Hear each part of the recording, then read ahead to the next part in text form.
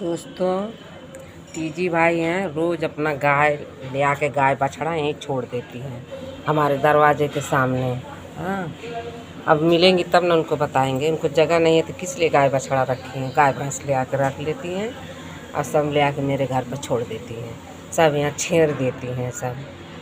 हाँ, टीजी भाई इतनी बदमाश हो गई हैं कि अब बोले तो कहेंगी कि झगड़ा कर रही हैं, झगड़ा कर रही हैं। लेकिन आवे उनके छोटा उखाड़ रखी हमारा झगड़ा होगा। हाँ, झगड़ा होगा जम के। टीजी भाई बहुत जो है अपने मनमानी कर रही हैं। हाँ, मछली जियाए थे पोखरा में से सारा मछली जो है पकड़ ले जाती हैं। हाँ, इतना मन बढ़ाई करती हैं। ये थोड़ी अच्छा लगता है व्यवहार में। करिया उज्जर गाय रखी हैं सब। अब झगड़वा करब उनसे। हाँ।